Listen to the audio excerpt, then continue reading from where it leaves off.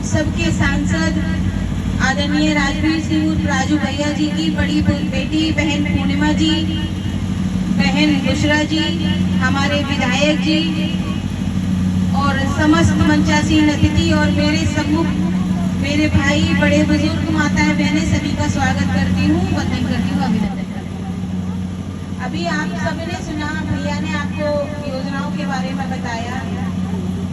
जो सम्मान पिछले 10 वर्षों में भारतीय जनता पार्टी ने हमारी माताओं बहनों को दिया है, किसानों को दिया है, जवानों को दिया है, ये कारण है कमल का बटन दबाने का। आप सबने देखा 10 साल से पहले कांग्रेस सरकार नारा देती आई कि जय जवान जय किसान, हमेशा नारा दिया, किया कुछ नहीं। आपने देखा हमारे किसान अगर फसल उनकी नष्ट हो जाए तो कोई पूछने वाला नहीं था, आत्महत्या कर लेते थे हमारे किसान। हमारे जवान सीमा पर खड़े होते थे और उधर से अगर पाकिस्तान से या अन्य किसी देश से गोली चला दी जाती थी तो फोन कर कर पूछते थे कि दिल्ली फोन करना पड़ता था उनको कि हम गोली चलाएं या ना चलाएं। परंतु जब मोदी जी सत्ता में आए, जब आपने अपने वोट से एक मजबूत नेतृत्व चुना, आज हमारी सेना को वो ताकत दी गई है, उनको बुलेट प्रूफ जैकेट दी गई है, बढ़िया हथियार दिए गए हैं और ये स्वतंत्र कर दिया गया है कि पहले तो छेड़ो मत और अगर वो छेड़े तो छोड़ो मत। और अभी आपने पुलवामा अटैक की घटना सुनी होगी, पाकिस्तान में घुसकर 300 लोगों को मार कर आए थे हमारे देश के जवान। आपने सुना किसानों के बारे में, कितनी नारे बहुत दिए जाते थे मगर किया कुछ नहीं जाता था। आपने अभी देखा है हमारे किसानों को 6000 रुपए देने का काम किसान सम्मान निधि के माध्यम से हमारी सरकार कर रही है और इसको बढ़ाकर 12,000 करने का काम भी हमारी सरकार ने किया है। योजनाएं बहुत सारी हैं साथियों। हमारी माताओं बहनों की बात करूं तो आपने जब मोदी जी सत्ता में आए तो उन्होंने सबसे पहले नारा दिया बेटी बढ़ाओ, बेटी बचाओ, बेटी पढ़ाओ। क्यों नारा दिया, क्या जरूरत पड़ गई, पहले बेटियां बच क्यों नहीं पा रही थी? आपने देखा आजादी के बाद से जब घर में बेटी पैदा हो जाती थी तो जिस दिन पैदा हो जाती थी उस दिन हमारे भाई, बड़े बुजुर्ग सब मुंह बना लेते थे और कोई ऐसा नहीं था वो दुश्मन है बेटी। क्यों मुंह बना लेते थे? क्योंकि उसकी शादी की जिम्मेदारी उनके कंधों पर आ जाती थी, उनकी चिंता सताने लगती थी कि बेटी की शादी कैसे करेंगे। और ये कारण था कि बेटी के जन्म से पहले पेट में ही उसकी हत्या कर दी जाती थी, लिंग परीक्षण करा के।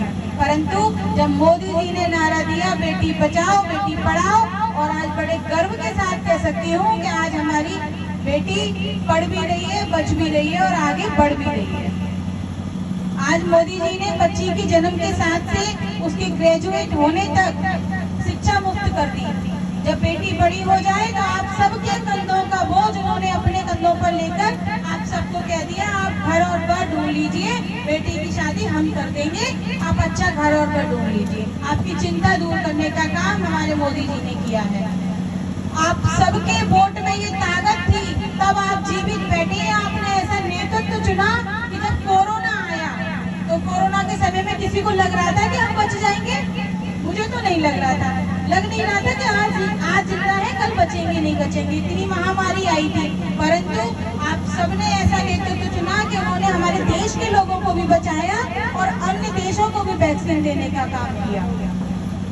बहुत सारी योजनाएं हैं, उन योजनाओं पर हमारी दीदी आपको बताएंगी। मैं तो आपसे बस इतना कहना चाहती हूँ कि देश में ऐसा नेतृत्व चुनिए, क्योंकि जब आप मजबूत सरकार चुनते हैं ना तभी चांद पर तिरंगा फहराने का काम हमारे देश के लोग करते हैं। नहीं तो पहले की सरकारों में कश्मीर में तिरंगा नहीं फहराया गया, चांद तो बहुत दूर की बात है। आज कश्मीर में भी हमारा तिरंगा है और चंद्रमा पर भी हमारा तिरंगा है। ये ताकत है आपके वोट की। मैं आप सबसे आह्वान करने आई हूँ कि आने वाले 7 मई को जब आप वोट डालने जाएं तो अपने जीवन को एक बार सोच कर जाएं कि पिछले 10 वर्षों से पहले का जीवन हमारे साथ क्या था और 10 वर्षों के बाद हमारे जीवन में क्या परिवर्तन आया है। मेरी माताएं बहनें आप सब बैठे हुए, आप सब एक सोच लेना, बस वोट एक बटन दबाने से पहले ये सोच लेना कि मेरी भैंस जो बंधी होती थी ना वो पहले सुरक्षित थी, रात को भैंस के पास सोना पड़ता था, नहीं तो भैंस